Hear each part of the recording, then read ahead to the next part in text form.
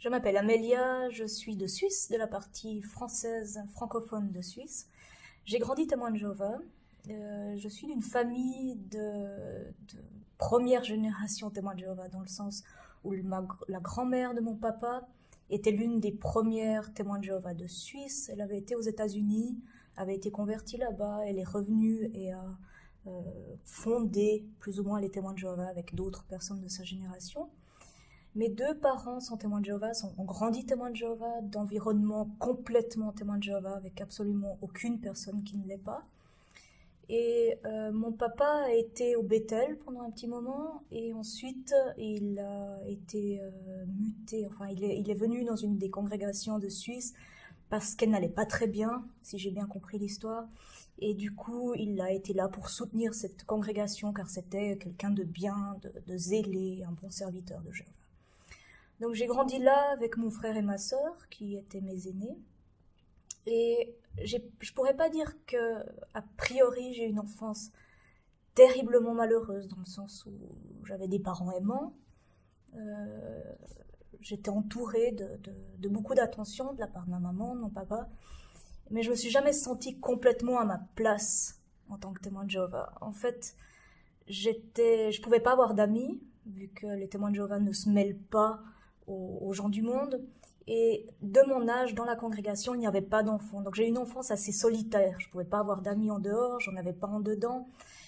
Et puis j'étais quelqu'un qui réfléchissait beaucoup depuis petite et qui prenait les choses très à cœur. Donc je croyais vraiment que tous les gens de l'extérieur allaient mourir, que si Armageddon venait, j'étais la seule, moi et ma famille, à être sauvés. Et depuis petite, en fait, j'avais aucune envie d'aller au paradis.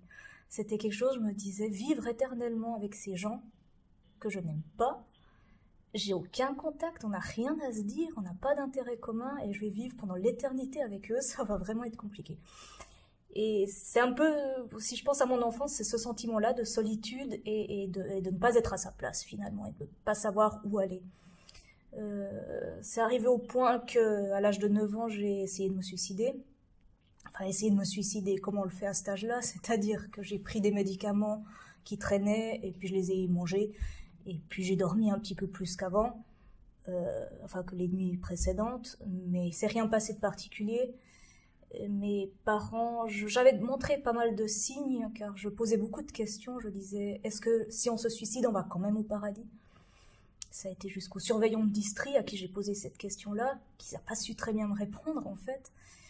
Et puis j'avais des doutes si je devais me suicider ou pas, parce que je me disais, si je me suicide et que je vais au paradis, et je me réveille, et mes parents vont me mettre la pression en me disant, qu'est-ce que tu as fait? Tu nous as rendus tellement malheureux. Et en plus, je devrais rester là pendant l'éternité. C'était vraiment un moment assez difficile de choisir si oui ou non me suicider.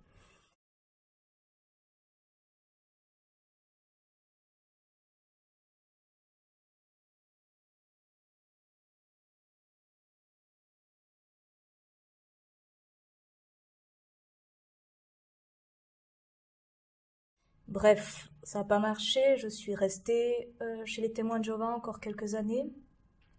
Et à l'âge de 17 ans, du jour au lendemain, j'ai su que c'était fini, que j'y allais plus. C'était un mercredi, il fallait se préparer pour aller à la salle du royaume. Et 15 minutes avant qu'on parte, ma mère, comme d'habitude, me dit « Il faut se préparer, c'est l'heure ». Et j'ai dit « J'y vais pas et j'y retournerai plus jamais ». Point. Et j'y suis plus jamais retournée, sauf au mémorial après pendant quelques années. Et pour mes parents, ça a été évidemment terrible. Ils sont partis quand même à la Réunion, et ensuite pendant des jours et des semaines, ça a été des crises de larmes, ils ont tout essayé pour que je revienne, et pour moi c'était absolument impossible. Donc j'ai quitté la maison, j'étais hôtesse de l'air pendant une année, il fallait que je parte de cet environnement-là.